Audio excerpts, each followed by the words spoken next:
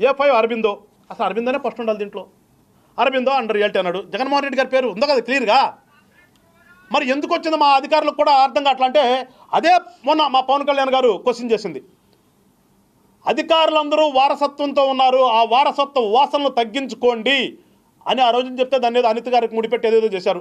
తర్వాత వాస్తవం ఏమైంది ప్రజల్లోకి వచ్చింది, వాస్తవాన్ని గ్రహించారు, బూమరాంగ్ అయింది, వాళ్ళందరినీ కూడా నోరు మూసుకున్నారు. ఇవాళ ఇదే అధికారులు నడుతున్నారు, కేసు రిజిస్టర్ చేసినటువంటి సిఐడి వాళ్ళని, జగన్మోహన్ రెడ్డి గారిని ఆ ప్రైమ్ ఎక్యూజ్డ్ లిస్టులో ఎందుకు చేర్చలేదు? ఆయన కూడా ముద్దాయి కదా క్లియర్గా, దాంట్లో ఆయనే కదా బెదిరించి ఇంటికి వచ్చిన అతన్ని. వీళ్ళు విక్రాంత్ రెడ్డి చెప్పింది కూడా అదే కదా, విక్రాంత్ రెడ్డి పలానా పలానా ఇది మొత్తం కూడా జగన్మోహన్ రెడ్డి గారికి చెందుతుంది, కాకపోతే బినామీకి ఇట్లా చేపిస్తున్నామని క్లియర్గా చెప్పారని కూడా చెప్పాడు కదా. అలాంటప్పుడు ఆయన ఎందుకు చేర్చలేదు?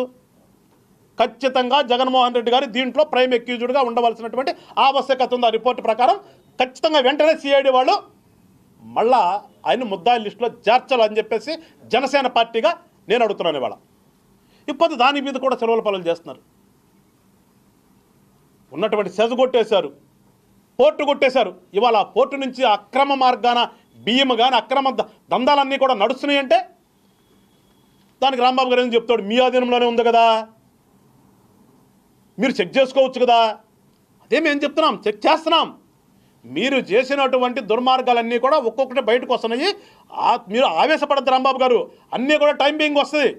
మేము అంటుంది అదే, జరిగినటువంటి నేరాన్ని క్షుణ్ణంగా పరిశీలించి మొత్తం వస్తే బయటికి 6 నెలల్లో నేను అయిపోదు కదా.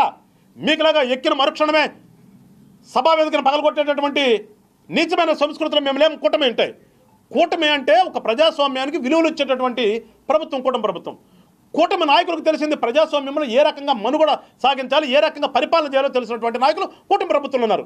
నీకులాగా రాగానే పగలగొట్టేసాం, రాగానే వాడిని తీసుకొచ్చి లోపలేసేయటం, రాగానే వాళ్ళని తీసుకెళ్ళి, ఎందుకంటే మీ నాయకుడిని మీ యొక్క పార్టీ ఎంపీని తీసుకెళ్ళి కొట్టారు కదా, ఆ పని మేము చెయ్యం.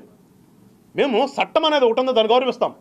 చట్టం డ్యూ ప్రాసెస్లో ఎలా వెళ్ళాలో అలా చేస్తాం.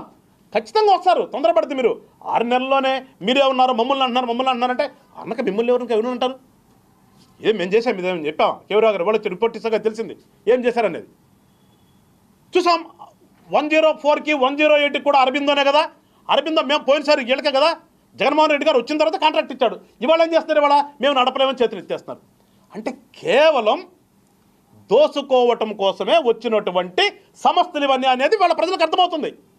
ఆ రోజున మేమేదో మానవతా సేవతో దృక్పథంతో మేము 104, 108 నడిపేస్తామని అరబిందో వచ్చేస్తున్నది పెద్ద ఎత్తున. దానికి పాతాటిగా రంగులేసి విజయవాడలో రోడ్డమ్మట బారుని పెట్టి వెహికల్స్ జెండా ఊపాడు కదా ఆ రోజు జగన్మోహన్ రెడ్డి గారు.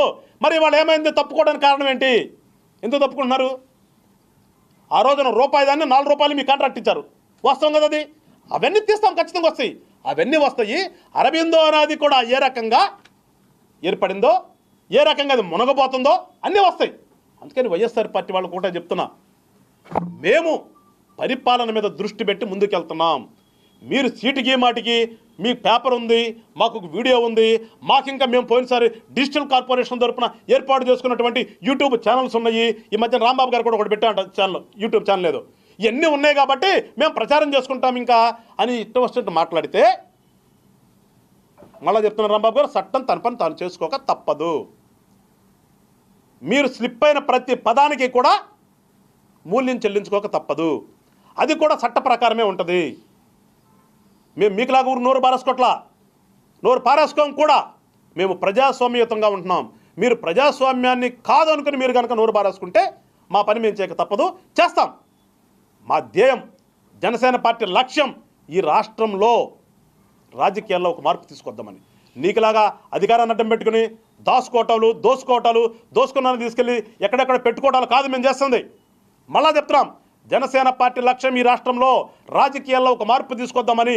మరీ ముఖ్యంగా రాజకీయ నాయకుడు అనేవాడు ప్రజలకు సేవ చేయడానికే తప్పితే అధికారాన్ని అడ్డం పెట్టుకుని దాచుకోవడానికి కాదు అని చెప్దామని ఒక ఆలోచనతోనే జనసేన పార్టీ రాష్ట్రంలో ఏర్పడింది. ఆ రకంగానే మేము ముందుకెళ్తున్నాం.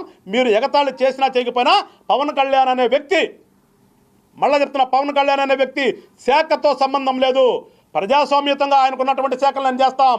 ఎట్ ద సేమ్ టైం ఒక పొలిటీషియన్గా, ఒక పార్టీకి అధ్యక్షుడిగా ఆయనకున్నటువంటి అధికారంతోనే మేము అన్నీ కూడా పర్యవేక్షిస్తాం.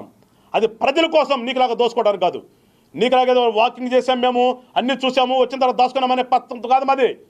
ఖచ్చితంగా పవన్ కళ్యాణ్ గారికి ఇవాళ ప్రజలు మెచ్చారు. అధికారంలోకి వచ్చాము, భాగస్వామ్యం అయ్యాము. మా యొక్క బాధ్యత ఏంటో ఆ బాధ్యతను నిర్వర్తించడానికి ముందుకెళ్తున్నాను తప్పితే నీకులాగా దోసుకోవడానికి కాదు. మరొకసారి తెలుసుకోండి. మళ్ళా కూడా చెప్తున్నాం, ఈ రాష్ట్రంలో రాజకీయాల్లో మార్పు తీసుకురావడానికి అది మా కూటమిలో వాళ్ళు తప్పు చేసినా కానీ, రాంబాబు గారు చెప్తున్నా, కూటమిలో వాళ్ళు తప్పు చేసినా కానీ ఇదే రకంగా ఉంటుంది. పవన్ కళ్యాణ్ గారు మాట్లాడే మాట అంతే ఉంటుంది. మిమ్మల్నేదే కాదు, మిమ్మల్ని ఎట్లా చూసామో ఇక్కడ కూడా చూస్తాం. అల్టిమేట్గా మాకు ప్రజలే అంతిమ లక్ష్యం. ప్రజల కోసం మేము మావాడు మీవాడని చూడం. మీకులాగా మాకు అందరూ సమానమైన గుర్తుపెట్టుకొని అదే దారిలో వెళ్తున్నాం. మీరు అన్నట్టుగా మీ వాళ్ళే చేస్తున్నారు అంటున్నారు.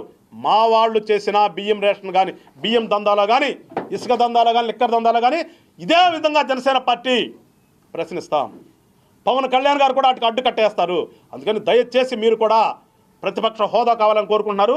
ప్రతిపక్షం అంటే బాధ్యతాయుతంగా మెలిగి రాష్ట్రంలో ఏమి జరుగుతున్నాయో వాటిని ఉన్నటువంటి అధికార పక్షానికి చెప్పే ప్రయత్నం చేసేదే ప్రతిపక్షం. అంతేగాని మీకులాగా గతంలో చేసినటువంటి వాటిని వెనకేసుకొచ్చే పరిస్థితి కాకుండా మంచి ప్రతిపక్షంగా మెలగాలని చెప్పి మరొకసారి వైఎస్ఆర్ పార్టీ వాళ్ళు కోరుకుంటూ, అదేవిధంగా రాష్ట్ర ప్రజలందరూ కూడా చెప్తున్నాం, జనసేన పార్టీ ఏ సిద్ధాంతంతో అయితే పార్టీ స్థాపించామో, ఏ లక్ష్యంతో అయితే రాజకీయాల్లోకి వచ్చామో ఆ సిద్ధాంతం, ఆ లక్ష్యాలను తూచా తప్పకుండా ముందుకెళ్తాం. ఖచ్చితంగా జరుగుతున్నటువంటి బియ్యం దందా కానీ, ఇసుక దందా కానీ, లేదు లిక్కర్ దందాలు కానీ అవసరమైతే జనసేన సైనికులే రోడ్డు మీదకి వచ్చి వాటినన్నింటిని కూడా ఆపే ప్రయత్నం చేస్తాము. మీరందరూ కూడా జనసేన పార్టీని ఆశీర్వదించండి అని చెప్పేసి మరొకసారి ప్రజలందరినీ కోరుకుంటూ, మరొకసారి ఈ అకాల వర్షాలకు దెబ్బతిన్న వాళ్ళందరినీ కూడా ఖచ్చితంగా ప్రభుత్వం ఆదుకుంటుంది. ఎవరు కూడా చింతిద్దని చెప్పేసి మరొకసారి తెలియజేసుకుంటూ, జై జనసేన, జై హింద్.